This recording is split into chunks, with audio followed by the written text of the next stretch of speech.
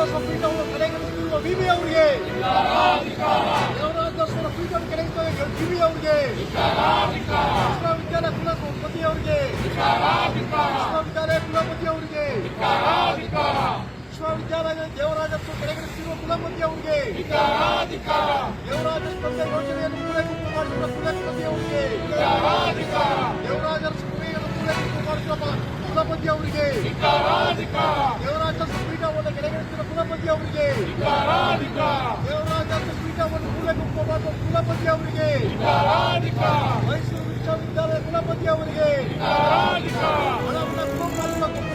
ಕುಲಪತಿ ಅವರಿಗೆ,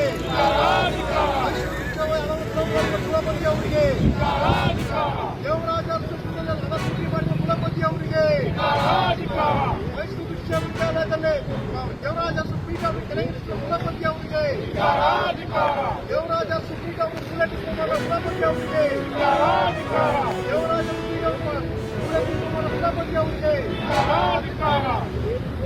ವಿಶ್ವವಿದ್ಯಾಲಯ ಕುಲಪತಿ ಅವರಿಗೆ, ವಿಶ್ವವಿದ್ಯಾಲಯ ಕುಲಪತಿ ಅವರಿಗೆ, ವಿಶ್ವವಿದ್ಯಾಲಯ ಕುಲಪತಿ ಅವರಿಗೆ,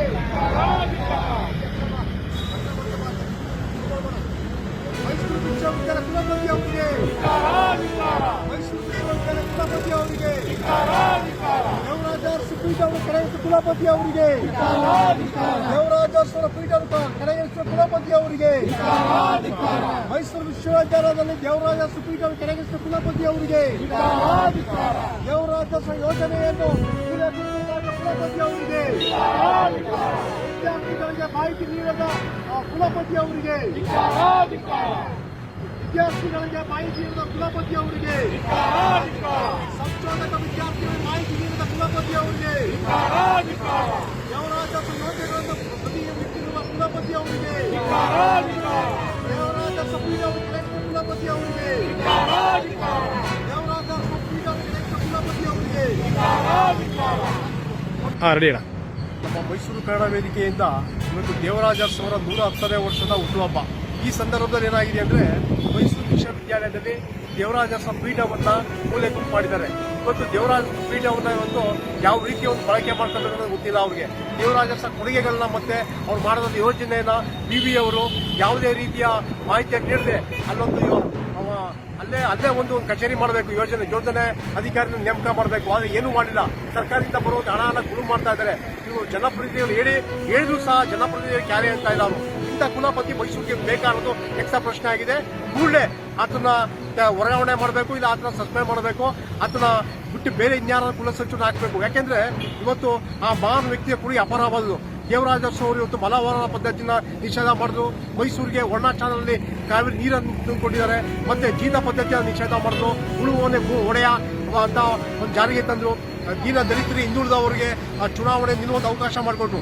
ಇಷ್ಟೆಲ್ಲ ಗೊತ್ತಿದ್ರು ಸಹ ಇವತ್ತು ಅವರ ಕೊಟ್ಟಂತ ಪೀಠವನ್ನ ಆಗಿನ ಮುಖ್ಯಮಂತ್ರಿ ಅವ್ರದೇ ಒಂದು ಪೀಠ ಸ್ಥಾಪನೆ ಮಾಡಿದ್ರು.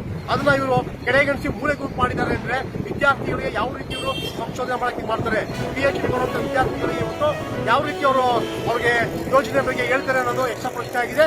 ಕೂಡಲೇ ವಿವಿ ಅವ್ರನ್ನ ಇಲ್ಲಿ ನಮ್ಮ ವಿಶ್ವವಿದ್ಯಾಲಯದಿಂದ ಅಮಾನತು ಮಾಡಬೇಕು, ಅವ್ರಲ್ಲದೆ ಬೇರೆ ಯಾರನ್ನ ನೇಮಕ ಮಾಡಬೇಕು ಅನ್ನೋದೇನ ತಮ್ಮ ಒತ್ತಾಯ ಆಗಿದೆ.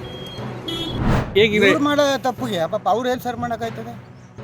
106 ಜನಕ್ಕೆ ಅನ್ನ ಹಾಕಿ ಅವರು ಸಾಕ್ತಾರೆ ಅವ್ರ ದನಿಗಳಿಗೆ. ಅದು ಅಪ್ಪಕರಣ ತಪ್ಪಲ್ವ ಸರ್ ಅದೆಲ್ಲ ಹೇಳೋದು? ನಿಮ್ಮನ್ನೆಲ್ಲ ಯಾವ ರೀತಿ ನಡೆಸ್ಕೊಳ್ತಾ ಇದ್ದೀವಿ? ನಮಗೆಲ್ಲ ಏನಿಲ್ಲ ಸರ್. 3 ಟೈಮ್ ನಾವು ಊಟಿಗೆ ಅಲ್ಲಿಗೆ ಹೋಗ್ತಾ ಇದ್ವಿ.